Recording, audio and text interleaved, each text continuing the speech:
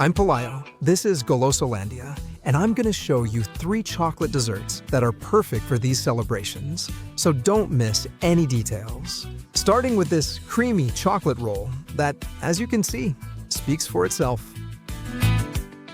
The first thing we'll do is place 4 large eggs, size L, in a big bowl. We're gonna add a bit of flavor with a pinch of salt, just like that. And we'll also give it a touch of sweetness with a couple of tablespoons of sugar or the sweetener of your choice. We're gonna mix all of this together. You don't even need a mixer or anything. With a hand whisk, just give it a few turns, and if you want, even a fork will do. Add 1/3 of a cup or 40 grams of pure cocoa powder, and once again, mix it until it turns into a kind of cream. Also, gradually add 300 milliliters or 1.5 cups of milk, stirring constantly so it blends in. Once everything is liquid, add 150 grams of flour, a little more than a cup, and stir it again. When it's fully mixed in, add 45 grams of butter, which, as you can see, I've melted so it's liquid, about 1/3 of a cup. You can give it an extra touch of flavor with a splash of vanilla essence or extract, although it's completely optional. And now, time to cook. We're gonna grease a pan with a little bit of oil and set it over medium or medium-high heat. At most, you see how I'm spreading the oil around a lot? And once it's hot, we add a little bit of the batter to the pan so that when we move it around, we get a thin layer. But make sure it covers the whole base of the pan. It's really easy, just by moving the pan from side to side. Now, let it cook, and once it's dry, you flip it over easily and finish cooking it for a few more seconds. On the other side, let's see if you can see it well on camera. Yes, perfectly. Let's let it cook and dry on the other side as well. And when you move the pan and it slides a little, as you can see, it's ready. We take it out of the pan and repeat the process until we've used up all the batter for the filling. Look, what simple magic. Half a pack or 150 grams of cream cheese in a large bowl. We mix it well until it becomes completely creamy, especially if it comes from the fridge. So keep stirring until it gets this texture. And then you add some dulce de leche just to taste. I add 3 tablespoons, but you can add more if you want. There's no limitation. Stir it so it blends together and the filling cream is ready. Now we'll move on to assembling it. You can use aluminum foil, like I did, or plastic wrap. And what you do is place one of the crepes at one end and spread it with the cream. Then you keep placing crepes on top and spreading, always overlapping a little bit, meaning you place it on top, but leave a little of the previous one showing, and so on, one after another, always spreading cream on top. And once you have them all, you just need to roll it up using that little piece of paper you placed underneath to help you. That way, you're gonna roll it up until you can close it with the paper itself. And you end up with a little closed roll. Yes, that's the roll, I assure you. It's not a tortilla sandwich, even though it kind of looks like one. Back to what we were saying, we keep it in the fridge or refrigerator for at least an hour. And what you can do is make a chocolate coating. So I'm going to add 200 grams, or a bar of freshly chopped chocolate, in a double boiler, that is, in one pot inside another pot with water over medium heat.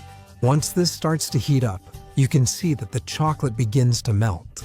Give it a few stirs, and when it's completely liquid, you can add something extra. In my case, a little bit of chopped almond. Another detail you can skip, because it's totally optional. But I really like that little crunchy touch it adds. Alright, let's decorate. We take this wonder out of the fridge, remove the paper, and place it on a rack. Because I'm gonna paint this with the chocolate we just heated up. Simply by placing it on top with a bit of gentleness and spreading it with the pastry spatula, although you could also do it with a spoon without any problem, so that you get a thin layer that covers both the top and the sides. And once it has cooled down, the chocolate looks amazing like this. And now the inside, so you can be amazed at how good it looks. I'm sure you already want a slice, but don't go just yet, because I'm gonna give you 2 more ideas. One is the classic grandma's cake, in its quickest and simplest version, but still delicious with its chocolate topping. Now what I do is take 200 milliliters of milk, set them aside in a slightly large jug like this, and the rest of the liter, 800 milliliters, or 4 cups. I'm gonna leave them in this pot because I wanna start heating it up. First, in the first container, I dissolve 2 packets of flan or pudding mix. So just pour them in and stir until it's completely dissolved. I'm gonna use a Tupperware as a mold. In my case, it's about 20 centimeters long by 8 centimeters wide, but you can use whatever shape you prefer. It's a good idea to brush it with a little bit of oil. That way you can put some plastic wrap or cling film on it, and it'll stick nicely without any trouble. That way, you can use anything as a mold or tray. It's that easy. Once we've got that ready, we take a cup or a container, and pour a cup of milk into it. And the liter of milk or 5 cups that we had in the pot to heat up. Once it's warm, we add 10 milliliters or a tablespoon of vanilla essence, extract, or flavoring. And then, once everything is hot, heat the mixture from the beginning with the 2 packets of flan. Stir this mixture until you notice that everything has dissolved. And the moment you see that the texture starts to thicken a little, that means it's ready. So now it's time to sweeten it a bit more with 3 tablespoons of sugar. Right here, when the cream is already ready, and stir. Once you make sure the sugar has dissolved and you don't feel any sugar grains, the cream will be ready. Now, in that little cup of milk we had ready, dip a cookie. What we do is dip a cookie in milk, and here I have a detail to tell you about. Look, if you dip the cookie too much, so that it doesn't make bubbles anymore, that you keep it under the milk and it stops making bubbles. Then, when you put it in the mold or tray, it will stay at the bottom. You'll pour the liquid on top. And since it won't have air inside, it won't float. It'll stay at the bottom. Now, if what you want is to use it as a base and flip it over and just put 1 layer, you can moisten them a little, like I did, so that it has air inside. Because when we add the flan, they're going to rise to the top. And that's it. We'll have just 1 layer of cookies. If you didn't quite understand it, that's okay, because now I'm going to show you in a video. So pay attention to the details. What I do is place cookies to cover the base of our mold or tray. If you see that they don't fit perfectly, just cut them so the base is completely covered. As I said, if you soak them too much, they'll sink. If you soak them just a little, they won't when you pour the cream, like I'm gonna do here. They'll float and end up on top. You'll just have to move them around, because they'll float in a way that more or less covers the surface. So let's put them in place. That's why these little squares work so well for me. There we go. I have 1 left here, and I put it in place. Perfect. I've got it. Once it sets, we put it in the fridge or refrigerator. They recommend at least 4 hours. But if you do it from one day to the next, even better. It will have set much more, and there won't be any problem. So if you can do it from one day to the next, this Castello cake gets even better thanks to the plastic wrap we put in the mold. This is gonna be a piece of cake. Really easy to unmold. You just have to put a tray on top and flip it over. And there it is. Then you remove, in my case, this container along with it. And if the plastic wrap sticks a little, just take it off carefully. To decorate, I'll heat 100 milliliters or half a cup of heavy whipping or double cream using the microwave. You can do it anywhere you like, such as in a saucepan. We'll pour this over 100 grams of chopped chocolate. I use it pre-chopped, but if you have a bar, just chop it with a knife. And that's all there is to it. You pour this hot, heavy cream or milk over it and stir until it's completely dissolved. If it's too difficult, just heat it all up again. It's okay. But what is important is that you pour a layer on top and spread it so that it covers the entire surface. Come on, some chocolate sauce for you, for everyone. It's going to give it a fantastic contrast of flavor and color. I also remind you that you can use whichever chocolate you like best. With more cocoa, with less cocoa, dessert chocolate, even milk chocolate. The point is that you really like it a lot. And then, look, I'm going to decorate it by sprinkling a little shredded coconut on top.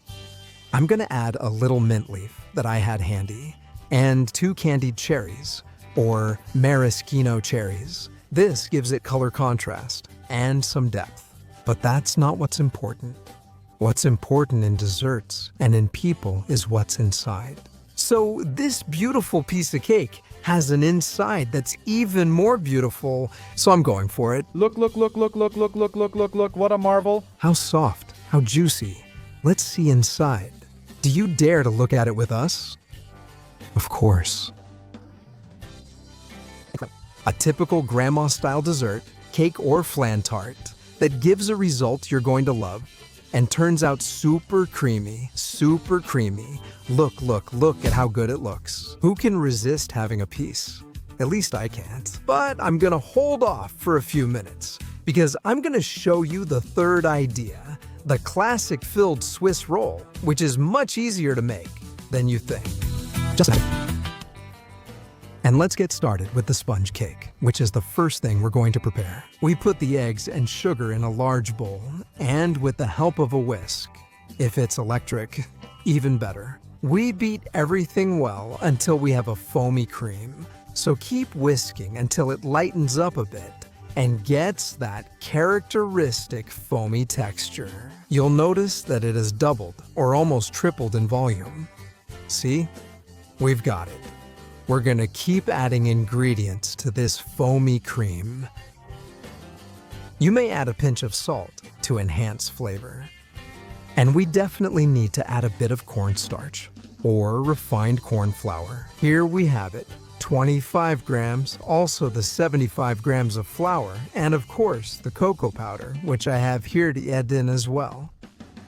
You may have noticed I'm adding it through a strainer or sieve, not directly, so that it falls like snow and we don't get any lumps. This way we ensure a perfect and ideal sponge cake texture.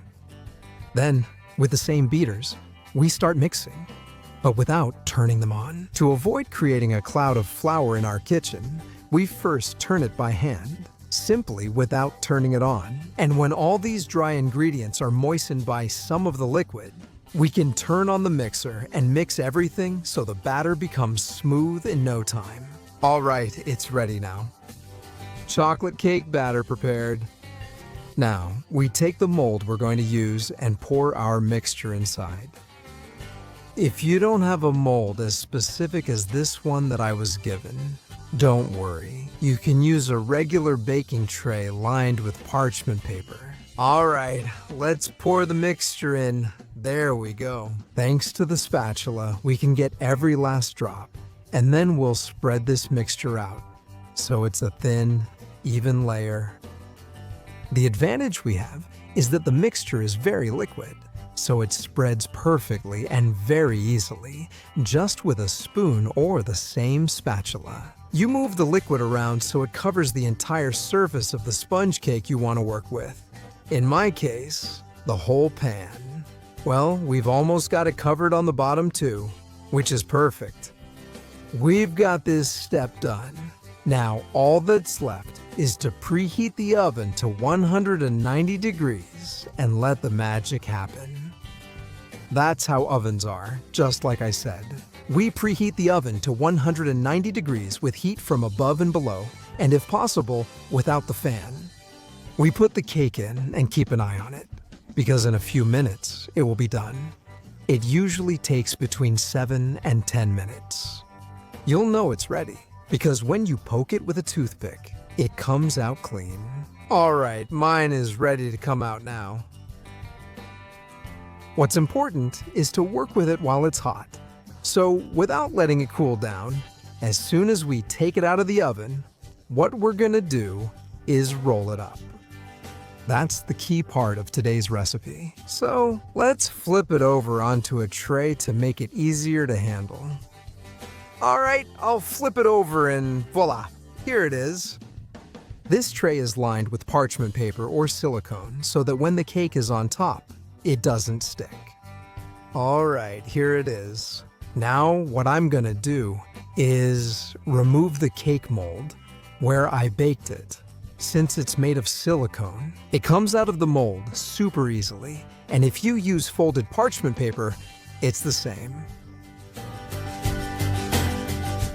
Pay attention, because this is the important moment of today's recipe.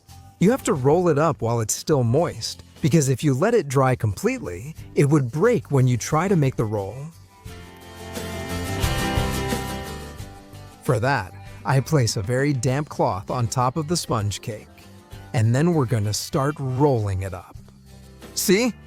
This way, we end up with a layer of damp cloth inside the sponge cake, and that will help us keep both the shape we want and the moisture, so we can set it aside like this. Now, let's get the rest of the things ready to start. A fun syrup to soak it well. In this case, without alcohol, just 100 ml of water. If we want, optionally a splash of coffee that can be decaf if kids are going to eat it. The splash goes in here. And we also add the sugar. We set the heat to medium, move the pot a little, and wait for it to bubble. At this point, you need to check, and once all the sugar granules have dissolved, you can remove it from the heat and set it aside. We want a very light syrup. And now let's move on to the filling. We put the cream together with the powdered sugar in a large bowl. And remember that this cream needs to be very cold. Ice cold from the fridge. Even the beaters you're going to use to whip it, you can leave them in the fridge for a little while too to make the mixture even colder. Then whip it up until it starts to thicken. When you see that it's almost whipped, that's the moment to add the cocoa powder. We keep adding it while continuing to beat until it forms a fully whipped cream. If you see that it's whipped and you haven't finished mixing it well, don't worry. It's better to stop and mix by hand than to keep beating and risk it splitting. And actually, my cream is already nice and firm, so I'll do the rest of the mixing directly with a spatula or pastry scraper. Keep stirring it until it gets an even color, that typical truffle color, which is basically just whipped cream with chocolate and sugar. Alright, a few more stirs until it's completely uniform. This filling is going to be a hit for sure. Now we're going to prepare the chocolate cream or ganache that we're going to pour on top of our Swiss roll. We put the chopped chocolate in this small bowl and pour the cream over it. Make sure it's very hot, not boiling, but very hot. And then stir it until you get a completely smooth cream. The cream will melt the chocolate until you get this delicious cream. If it gets complicated and you can't do it, you can heat the whole mixture a bit in the microwave and stir again. Assembling it is pretty simple. Thanks to having the damp cloth, we can stretch our sponge cake again and it will already tend to fold. See? It's that simple. Now what we're going to do is take advantage of that light syrup we prepared with a touch of coffee. We're going to brush it on generously. So with a pastry brush like this, we're going to moisten everything well. If you don't have one, the best method, even if it sounds strange, is to wash your hands well and spread it with your own fingers. In the end, you need to have it as moistened as I do, so you can see it's even shiny. Then you put the truffle cream we prepared on top. This chocolate cream filling that looks amazing.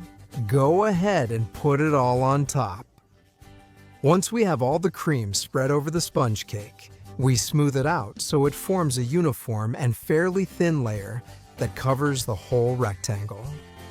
Alright, just a reminder that I have a sheet of parchment paper underneath, which I'm going to use to help me roll it up into the typical ring shape. Come on, the typical 3. Well, call it whatever you want. The point is to roll it up so it forms the Swiss roll or jelly roll. Honestly, I was never really sure how it's called.